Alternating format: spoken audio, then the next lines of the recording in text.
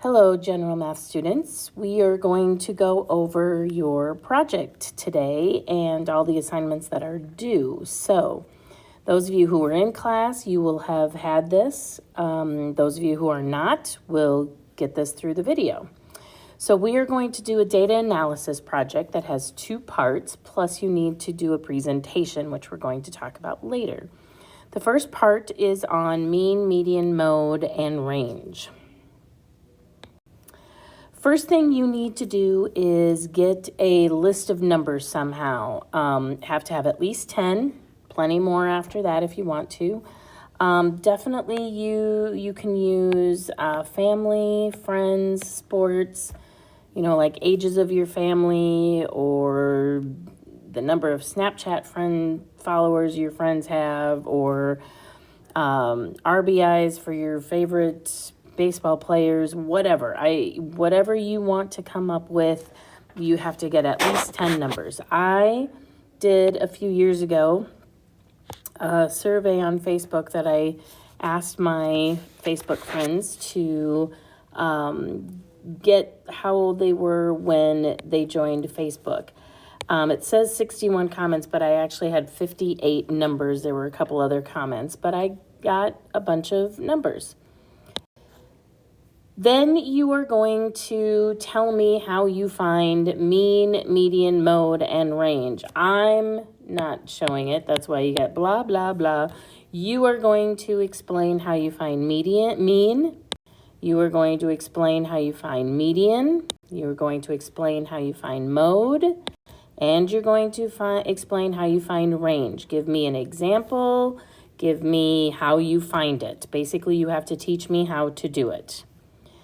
Then you are going to take your data, and again, here's all my numbers. You don't need 58, okay? Just so you guys know, you don't need 58 numbers. 10 and maybe a little bit more, but nothing huge.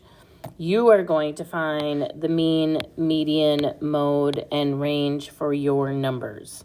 That's what I did with mine. Like I said, I had a huge list. You don't need a huge list, but you're going to find mean, median, mode, and range. I should be able to see the numbers and then get the mean, median, mode, and range. And that's part 1. Part 2 is on interpreting graphs.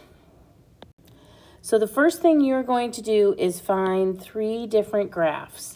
They all must be different types, a bar graph, a circle graph, a line graph, whatever. We're going to be going through graphs in class, but you have to find 3 different graphs. I would definitely recommend having a title and labels. This one really doesn't need any labels, but you should have title and labels on your graph so that a person who's viewing your presentation can see what it's about. Look in newspapers, look in magazines, sports information, that kind of stuff. Anything that you're interested in, go out and see if you can find a graph. Don't just do Google Images.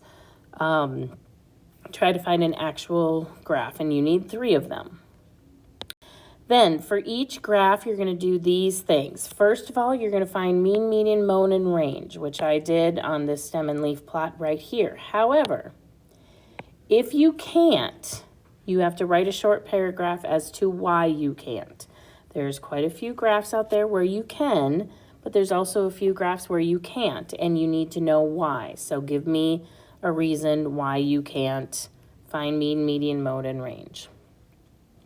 Once you're done with that, the second thing you're going to do is write a paragraph, not just a sentence, but a paragraph explaining what your graph shows and what conclusions you can draw from it. So my stem and leaf plot are ages of customers. It says age breakdown of customers at a small boutique at a mall in Atlanta, Georgia. It's actually something my sister was dealing with. The owners wanted to know what age group shops there the most so that they can fill their boutique with merchandise directed towards that age group. According to the graph, the owners of the boutique said they should shoot around the 30s, customers in their 30s. So I explained what the graph was about and then the conclusion that we could draw from the graph. Couple sentences, paragraph, You know, it doesn't have to be a huge paragraph, but more than 1 or 2 sentences. So then you're going to present both parts of your project in one form of a presentation. It could be Google Slides, it could be iMovie. I'm using Explain Everything.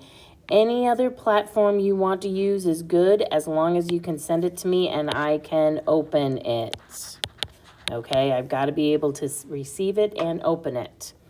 And it is due Friday, May 14th, and you're going to have some class time, but it's due Friday, May 14th. But this isn't the only thing that's due on Friday, May 14th. This week, we're going to be doing lessons Monday through Wednesday. You're going to receive 2 homework assignments, 7-1 and 7-2. They're both going to be in GoFormative. Not a lot of work to be shown, and some of the work you're going to be showing me in your project, so I'm not too worried about it. So you're going to have 2 homework assignments in GoFormative. You're going to have the project, and then you are going to get a cumulative review assignment, and all of it is going to be due on Friday, May 14th. Monday, we're going to talk about 7-1. Tuesday and Wednesday, we're going to talk about 7-2. Thursday, Friday, Monday, Tuesday, and Wednesday next week, I'm going to give you work time. Actually, Thursday, we're going to talk about the project. And then you'll have 4 days of work time. And then the following Thursday and Friday, we're going to take the NWEA. And your project is due, everything is going to be due at the end of the day, Friday, May 14th. But we'll be talking about this in class as well. If you have any questions, send me a message or ask me in class. And good luck.